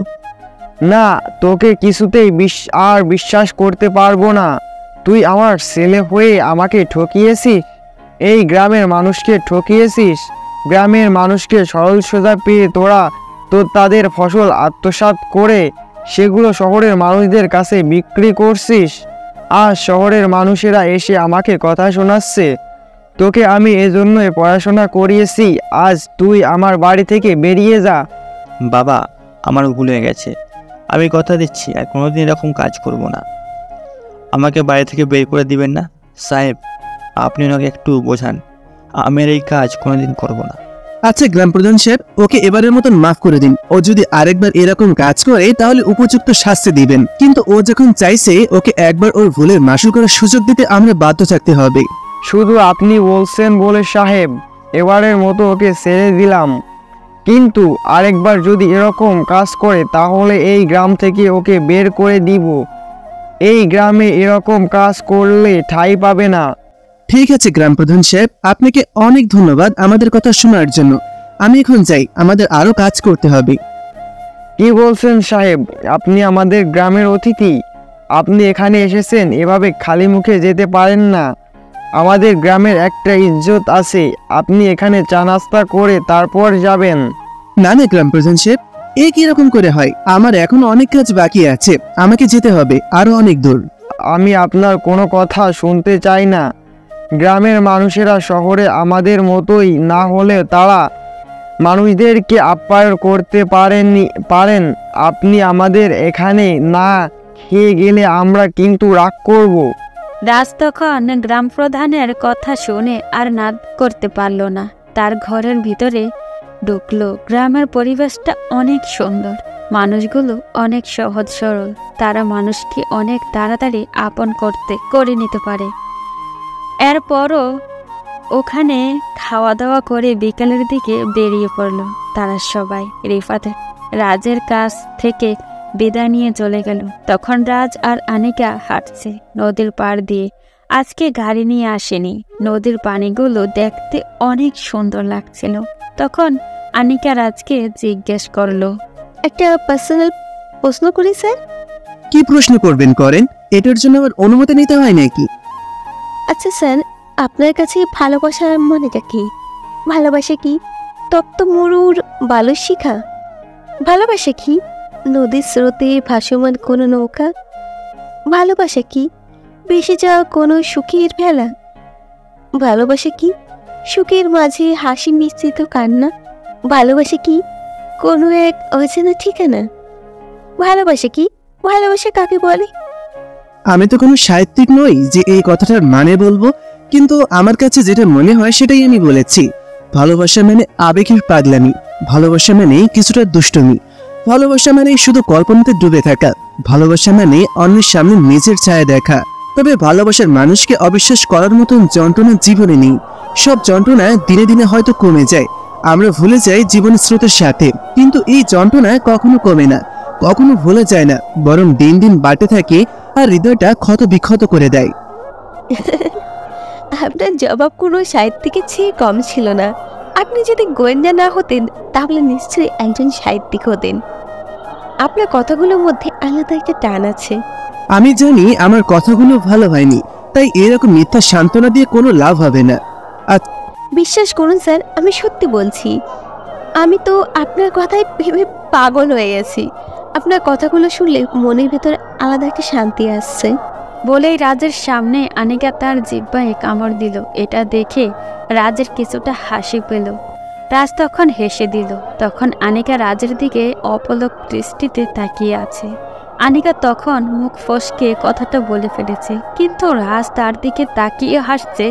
তার হাসিটা অনেক সুন্দর। আনিকা রাজের হাসির দিকে তাকিয়ে আছে আর মনে মনে বলছে, তার এই মুখটা যদি চিরদিন দেখতে পেতাম তাহলে কত ভালো হতো। তখন তাকে বলবো, কি করে বলবো? না, বিশাল এক ঝামেলায় পড়ে গেছিলাম। তখন সে আমাকে বলল, এসব বিষয় নিয়ে পরে আলোচনা হবে, এখন চলো তোমাদের পুলিশ স্টেশনে নিয়ে যাব। সরি, তুমি করে বলে ফেললাম। আশা করি তুমি আমার চেয়ে বয়সে বেশি বড় হবে না। আরে কি বলছেন স্যার, আপনি আমাকে তুমি করে বলতে পারেন। আপনি আমার সিনিয়র, তাই তুমি করে বললে আমি বেশি খুশি হব। আচ্ছা ঠিক আছে, আজকে থেকে তোমাকে তুমি করেই বলবো। এখন তাড়াতাড়ি চলো, তোমাকে তোমার পুলিশ স্টেশনে যেতে হবে। রাজ তখন আনিকার সাথে পুলিশ স্টেশনে গেল। গিয়ে দেখলো রাফি সেখান থেকে বেরিয়ে যাচ্ছে। রাজ কিছুই বুঝতে পারল না, তবে তার যেটা আন্দাজ ছিল সেটাই হয়েছে। রাফি কোনো দিনও ভালো হবে না। সে হয়তো পুলিশ স্টেশনে তার বসের সাথে দেখা করতে এসেছিল। রাফি, রাজ এবং তার সবাইকে নিজের বাসায় রেখে চলে এসেছিল তার বসের সাথে দেখা করতে। তার বস সাকিব এখানেই আছে। রাফি তার সাথে দেখা করতে এসে তাকে জিজ্ঞাসা করলো, স্যার আপনি এখানে বসে আছেন আর এখানে কত বড় একটা ক্ষতি হয়ে গেছে আমাদের। গোয়েন্দা রাজ এখানে চলে এসেছে, সে এখনো বেঁচে আছে। তুমি আমাকে অত বোকা ভাবো না রাফি। আমি জানি রিফাত আর রাজ এইখানে চলে এসেছে, তারা মিথ্যা অভিনয় করেছে। সবকিছু খবরই আমি পেয়েছি, তাই তুমি আমাকে অত বোকা ভেবো না। আমি আমার প্ল্যান সাজিয়ে রেখেছি। সত্যি স্যার, আপনার বুদ্ধির কোনো জবাব হয় না। আপনি সত্যি অনেক বুদ্ধিমান। যদি মাথায় বুদ্ধি না থাকতো তাহলে কি এতদিন এলাকায় বসে শহর শাসন করতে পারতাম? কে কি কোনোদিন ভেবেছিল এই গ্রামে বসে পুরো শহরটা আমার কন্ট্রোলে থাকবে? পুরো শহরটা আমি কন্ট্রোল রেখেছি শুধুমাত্র এই গ্রামে বসে। এই ছোট্ট গ্রামটাকে কি কেউ কোনোদিন সন্দেহ করতো? কিন্তু ওই রাজের বাচ্চা এটা সন্দেহ করে ফেলেছে, এখনও শেষ হয়ে যাবে। স্যার আমার খুব ভয় হচ্ছে, ওই রাজ কিন্তু খুব চালাক একটা ছেলে, যে কোনো সময় যে কোনো কিছু করে দিতে পারে। তাই যত তাড়াতাড়ি সম্ভব আমাদের একটা ব্যবস্থা করতে হবে, না হলে কিন্তু আমাদেরকে ধরে ফেলবে। আমি সব কিছু সাজিয়ে রেখেছি, তুমি কোনো চিন্তা করো না। তাড়াতাড়ি এখান থেকে চলে যাও, ওরা যে কোনো সময় চলে আসতে পারে। আমি আমার সব কিছু প্ল্যান মতো সাজিয়ে রেখেছি। এরপর রাফি সেখান থেকে চলে গেল। সাকিব তখন বসে হাসতে শুরু করলো এবং মনে মনে বলল, তোর ওদের থেকেও অনেক বোকা রাফি। আমি কিভাবে প্ল্যান সাজিয়েছি সেটা যদি তুই বুঝতি তাহলে তুই আমার কাছে কোনোদিনও আসবি না। আমি তোকে পুরো পাশে দিয়েছি, সবাই তোকে সন্দেহ করেছে, আমার দিকে কোনো সন্দেহ নেই। তোকে এমনভাবে পাশিয়ে দিয়েছি কেউ আমাকে কোনোদিনও ধরতে পারবে না। তখন সাকিব রাফি পিছন পিছন যখন পুলিশ স্টেশন থেকে বের হচ্ছিল তখন দেখলো রাজ আর আনিকা এসে ঢুকছে। সাকিব তখন তাদেরকে বিদায় জানিয়ে চলে আসলো। সে চায়ের দোকানদারের কাছে তাকে এসে বলল, কি ব্যাপার রহিম ভাই, সবকিছু বুঝেই বলেছো তো? ওই গোয়েন্দাকে কোনোভাবে আমাকে সন্দেহ করতে দিলে চলবে না, সবাই যেন রাফিকে সন্দেহ করে। হ্যাঁ, আপনি কোনো চিন্তা করবেন না, আমি সব কিছু বুঝিয়ে দিয়েছি। এই অফিসার রাফিকে খুঁজবে, কোনোদিন আপনাকে সন্দেহ করবে না। এখন আপনি আমার টাকাটা দিয়ে দেন। সাকিব তখন তার পকেট থেকে বন্দুক বের করে সে চায়ের দোকানদারকে গুলি করে দিল। এরপর বলল, সাকিব কোনোদিন নিজের কাজের প্রমাণ রাখে না। তুই বেঁচে থাকলে হয়তো আমাকে ফাঁসি দিতে পারছিস, তাই তোকে মেরে ফেললাম। তুই আর কোনোদিন বাঁচতে পারবি না, আমার বিরুদ্ধে সাক্ষী দিতে পারবি না। আমি জানতাম রাজ বেঁচে আছে এবং সে সব কিছু প্ল্যান করেছে। তাইও যখন এই গ্রামে আসলো তখনই এই চায়ের দোকানদার সহ সবাইকে বলে দিলাম যাতে রাজে কিছু জিজ্ঞাসা করলে রাফির কথা বলে। রাফি ছোটখাটো একটা ব্যবসা করে, তার এই ব্যবসা অনৈতিক হলেও খুব ছোট, কিন্তু তাদের আলাদা আমার এত বড় ব্যবসা সেটা কেউ জানতো না। তখন সবাই রাফিকে সন্দেহ করেছে। এদিকে আমি আমার কাজ চালিয়ে যাচ্ছি। এখন আমার একটাই টার্গেট, ওই রাজকে পৃথিবী থেকে একটু তুলে দেওয়া। রাজ তখন আনিকাকে নিয়ে তারা পুলিশ স্টেশনে ঢুকলো। রাজের সন্দেহ ঠিক হলো, রাফি এখানে বলতে এসেছিল সবকিছু। রাজ কোনোদিন কল্পনাও করতে পারেনি ও এই কাজ করতে পারে। তখন আনিকা রাজকে বলল, আমার বিশ্বাস হচ্ছে না স্যার, নাহিদ এই কাজ করতে পারে। নাহিদ যে সাকিব সেটা আমরা জানতাম না। ও প্রায় 1 বছর থেকে এখানে চাকরি করে।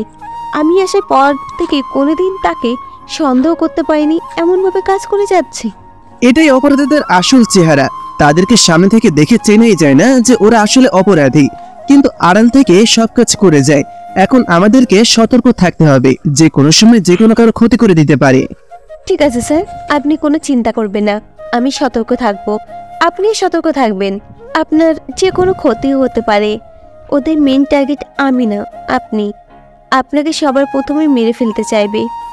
কথাটা একটু করুণ চোখে বলল আনিকা। রাজ তখন তার দিকে তাকিয়ে আছে। সে এমনভাবে কথা বলছে যেন রাজ তার খুব আপনজন, রাজ তার খুব প্রিয় মানুষ।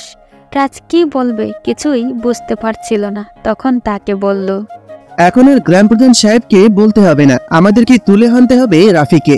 রাফিকে কাজে লাগিয়ে নাহিদকে ধ্বংস করে দিতে হবে। আপনি কোনো চিন্তা করবেন না, রাফিকে আজকে রাতের মধ্যে অ্যারেস্ট করে নিয়ে আসবো। তবে সেটা এখানে নিয়ে আসলে নাহিদ দেখে ফেলবে এবং সব কিছু শেষ হয়ে যাবে। আমি আপনার গেস্ট হাউসে নিয়ে যাব, ওখানে গিয়ে রেখে বেঁধে রাখবো। আচ্ছা ঠিক আছে, তুমি আজকের মধ্যে এগুলো সমাধান করে আসো, এরপর আমাদেরকে মেইন কাজে নামতে হবে।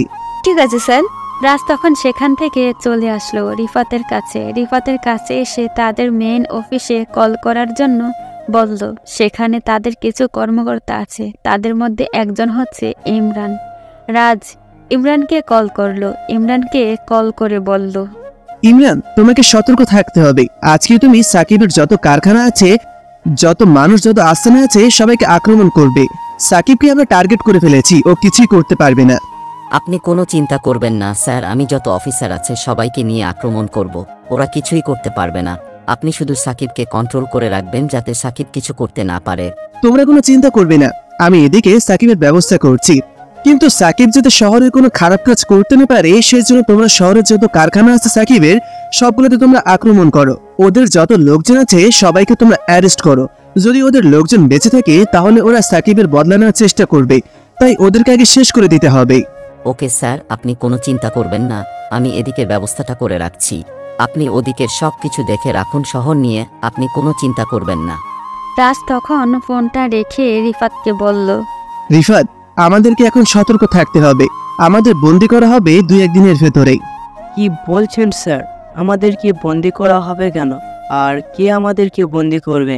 তুমি হয়তো ভুলে গেছো আমরা এই এলাকায় কেন এসেছিলাম, সাকিবকে ধরার জন্য। সাকিব সবার আড়ালে আড়ালে পালিয়ে বেড়ালেও আমার চোখ ফাঁকি দিতে পারিনি।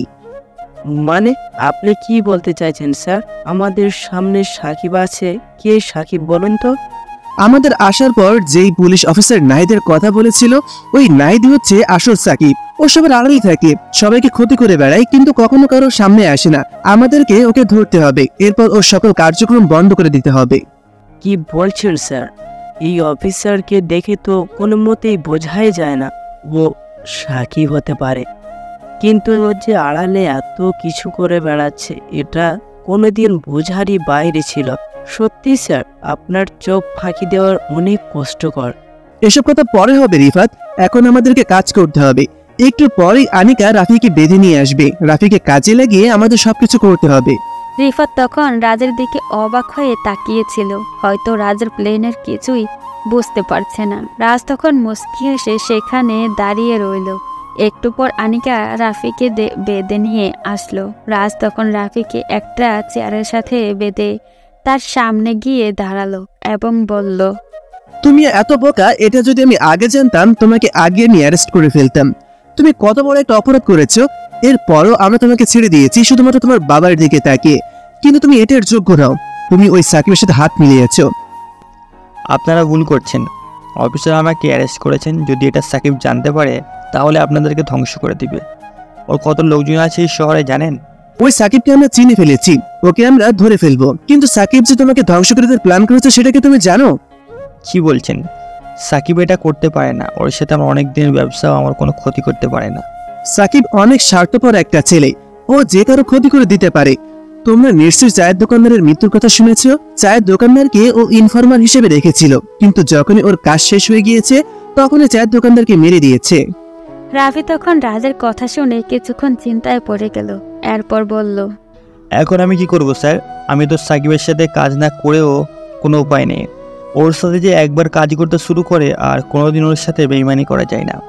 এখন আমি তোমাকে যেটা বলি সেটা শোনো। তুমি আমার কথা মতন কাজ করলে তোমার কোনো ক্ষতি হবে না, তাই আমার কথা মতন কাজ করো, তুমি নিরাপদে থাকবে। বলুন স্যার, সাকিব যদি সত্যি আমার সাথে বেইমানি করার চেষ্টা করে আমি ওকে ধ্বংস করে দিব।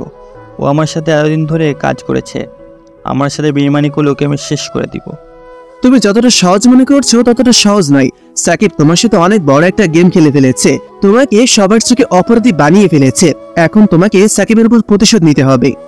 আমি কিভাবে আমার উপর প্রতিশোধ নেব? আমাকে শুধু শিখিয়ে দিন, আমি ওকে ধ্বংস করে দিব।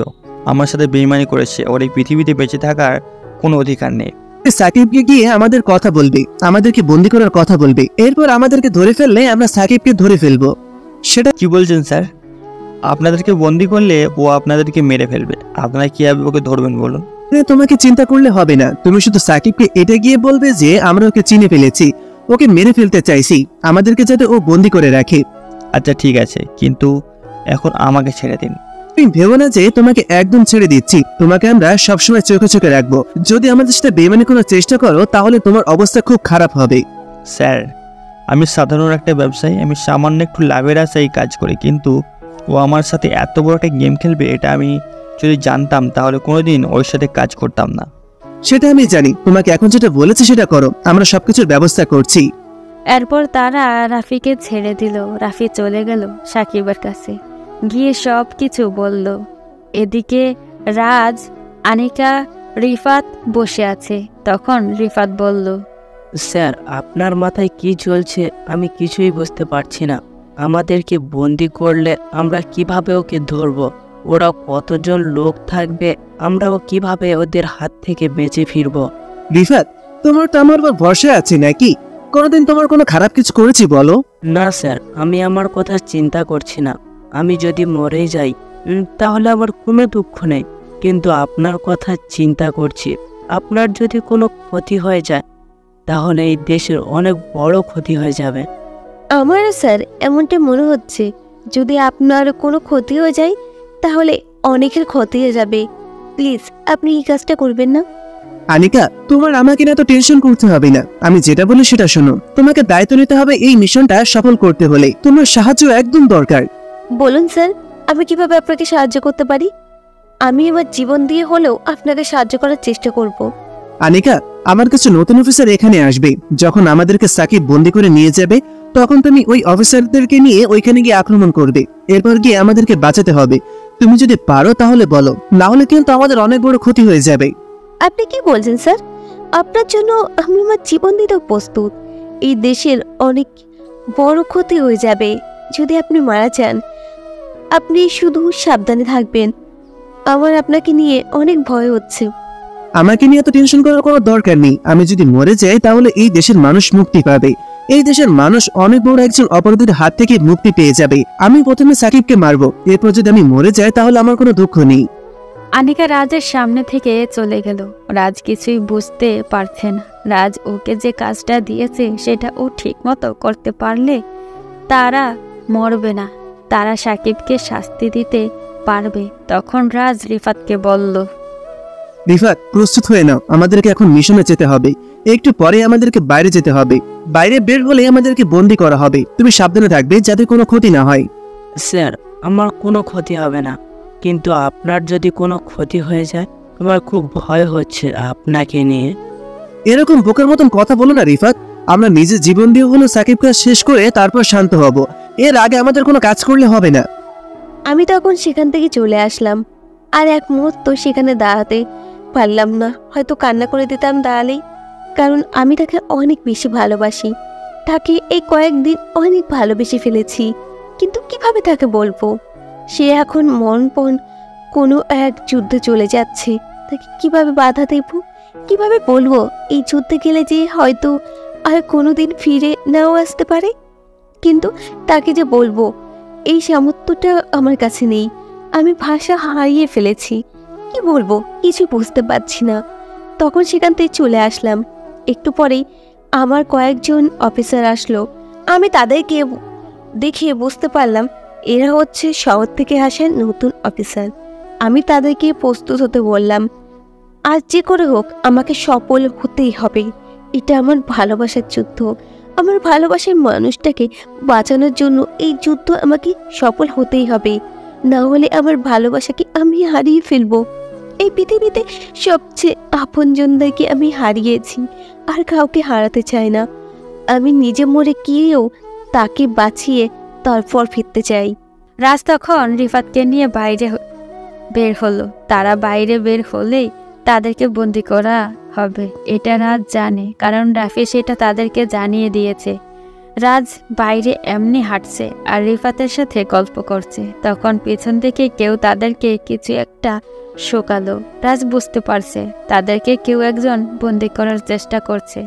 রাজ তখন তাদের এটা দেখে পরিত্রাণ পাওয়ার উপায় আগে থেকে গ্রহণ করে নিয়েছিল, কিন্তু তবুও অজ্ঞান হওয়ার নাটক করলো। রাজ জ্ঞানে আছে কিন্তু অজ্ঞান হওয়ার অভিনয় করছে। তখন তাদেরকে একটা ঘরের মধ্যে নিয়ে বন্দি করে রাখা হলো। রাজ তখন অপেক্ষা করছে কখন সাকিব আসবে। একটু পর সবাই উঠে দাঁড়ালো।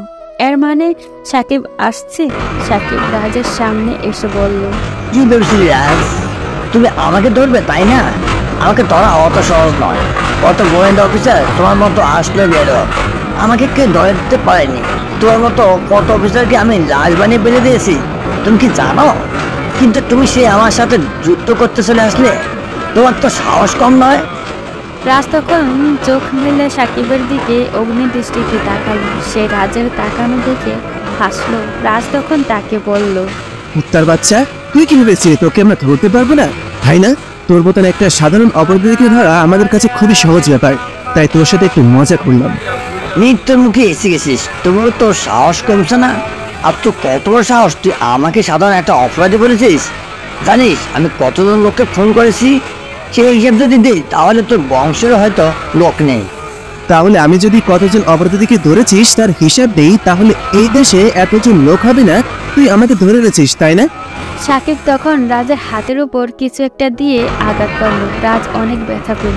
তাকিয়ে দেখে একটা রডের টুকরো। রাজের হাত প্রায় ভেঙে গেছে। এমন অবস্থা।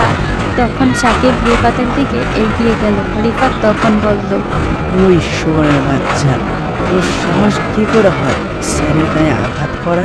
তোর মারার ইচ্ছা হলে আমাকে মার, দেখি তো কত বড় সাহস। তুই আমাকে মেরে ফেল, তুই তবুও স্যারকে কিছু করবি না। তুই যে একটা চামচা সেটা আমি আজ থেকে জানি। তোর এত মায়া কিসের জন্য? এই ছেলেটার জন্য। এই ছেলেটার কারণে তুই আজও মৃত্যুর মুখ চলে এসেছিস। তুমি কতবার বলেছি আমাদের সাথে কাজ করতে, কিন্তু তুই ওই ছেলেটার সাথে কাজ করেছিস। তোর তো সাহস কম নয়। কুত্তার বাচ্চা, তুই কিভাবে ভাবলি আমি আমার দেশের সাথে বেইমানি করব? আমি যদি মরেও চাই তবুও আমার দেশের সাথে কোনোদিন বেইমানি করব না। আমাদের মৃত্যুতে যদি একজন অপরাধী ধরা পড়ে তাহলে আমরা মৃত্যুকে বরণ করে নেই নির্দ্বিধায়। এত প্রেম এই দেশের জন্য, তাহলে মর আজকে। তোরা এতদিন মরিসনি, কিন্তু আজ আমার হাতে মরবে। তোদের মতো কত অফিসারকে আমি মেরে ফেলেছি, তার কোনো হিসাব আছে? তোর যখন এতই পাওয়ার তাহলে আজকে আমাদের মেরে দেখা। যদি তুই আমাদেরকে মারতে পারিস তাহলে বুঝবো তুই একজন অপরাধী, না হলে তোর মতন একটা কাপুরুষকে আমি কোনোদিন অপরাধী মানবো না। তোরা কি ভেবেছিস তোরা আমাকে এরকম করে কথা বলবি আর আমরা তোকে এভাবে মেরে ফেলবো? তোদেরকে আমি এমন ভাবে মারবো পুরো পৃথিবী তোদেরকে দেখে ভয় পেয়ে যাবে। আরে বোকা, আমাদেরকে মারা এত সহজ না। আমরা কোনো সাধারণ অফিসার নই, আমরা গোয়েন্দা সংস্থার সবচেয়ে ভয়ঙ্কর দুজন অফিসার। তুই পারলে আমাদেরকে মেরে দেখা। তোদের মার এত শোক কেন? এত তাড়াতাড়ি মরে যেতে চাস? তাহলে মর তোরা। আনিকা তখন চলে এসেছে, এসে দেখলো সাকিব রাজকে গুলি করার জন্য বন্দুক উঠিয়েছে। তখন আনিকা সাকিবের হাতে গুলি করে দিল। রাজ তখন হাসতে হাসতে বলল, কি বলেছিলাম আমাকে মারা এত সহজ না। এই দেখ আমাদের অফিসাররা চলে এসেছে। তুই কি ভেবেছিলি আমরা জানতে পারবো না তুই আমাদের ফাঁদে পা দিয়েছিস? তুই কি ভেবেছিস তুই আমাদেরকে বন্দি করেছিস? না, আমার হাতে তুই বন্দি হয়েছিস। আমার সাথে এত বড় বিশ্বাসঘাতকতা কে করলো? কে আমার পরিচয় করে দিল? আমার পরিচয় পাওয়ার যোগ্য তো তাদের নেই। তোর মতন একটা সাধারণ অপরাধীর পরিচয় পেতে আমাদের এত সময় লাগে না, কিন্তু তুই আমাদের সাথে অনেক খেলা করে ফেলেছিস। কিন্তু আজকে তোর সাথে আমরা এমন খেলা করেছি যাতে তুই বোকা বনে গেছিস। আমরা তোকে আমাদের ফাঁদে পা দিতে বাধ্য করেছি। সাকিব পড়ে যাচ্ছিল গুলি লাগার ফলে, অনেক রক্ত বের হচ্ছে। তখন রাজ তাকে বন্দি করলো। রাজ তার অফিসারদেরকে দিয়ে তাকে শহরে আদালতে পাঠিয়ে দিল। পুরো দেশে এটা নিয়ে আলোচনা হচ্ছে। বিভিন্ন পর্যায় থেকে রাজকে অভিনন্দন জানানো হচ্ছে। আজকে রাজের এই এলাকায় শেষ দিন হতে চলেছে। কাল সকালে হয়তো শহরে চলে যাবে, সেজন্য রাতে বসে আছে। রিফাতও চলে গেছে। তখন আনিকা আসলো, অনেক মন খারাপ দেখাচ্ছে তাকে। রাজ কি তার ভালোবাসার কথা তাকে বলে দিবে নাকি বলবে না? আজকে তো শেষ দিন, যদি না বলে তাহলে হয়তো আর বলতে পারবে না। যা হবার হবে। তখন রাজ আনিকাকে বলল, আনিকা, তোমার কি আমার কিছু কথা বলার আছে? বলুন স্যার, কি বলবে? জানি না কে তুমি, চেষ্টা করিনি কখনো জানতে।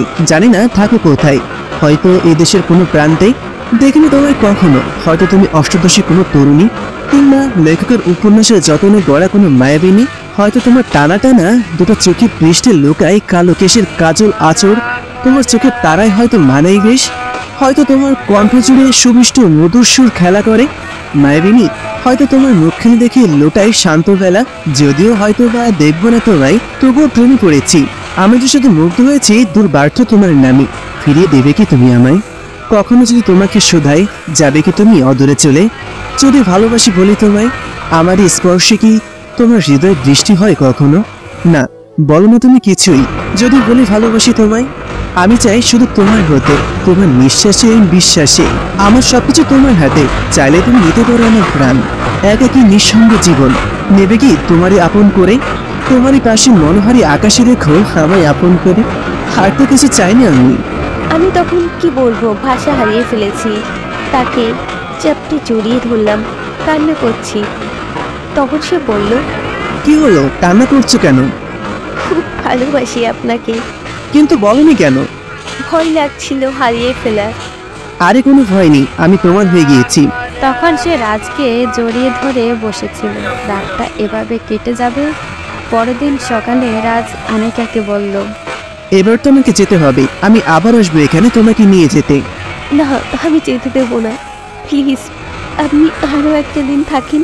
আমি আজকে পুলিশের চাকরি থেকে রিজাইন নিয়ে আপনাকে বিয়ে করতে চাই। কিন্তু চাকরি ছাড়বে কেন? না, আমি আপনার পাশে থাকতে চাই। প্লিজ না করবেন না। ওকে, সমস্যা নেই, আজকেই তাহলে বিয়েটা করে নি। চলেন তাহলে। এরপর নীরবে তাদের বিয়েটা সম্পূর্ণ হলো। রাতে ট্রেনে বসে আছে রাজ এবং আনিকা।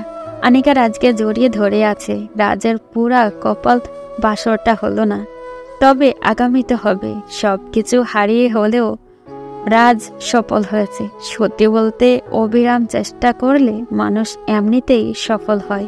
তাই চেষ্টা করতে থাকুন, সফলতা আসবে নিশ্চয়ই। আর সমাজ থেকে সকল অপরাধ সরিয়ে সমাজকে গড়ে তুলুন সমাজের মতো করে। সবাই ভালো থাকুন, নিজের প্রিয় মানুষটাকে নিয়ে প্রিয় মানুষটার খেয়াল রাখুন। এই দেশটা আমাদের আরেক মা। আমরা মাকে যতটা ভালোবাসি ঠিক ততটাই যেন আমাদের দেশকে ভালোবাসি, এটাই সবার কাছে প্রত্যাশা।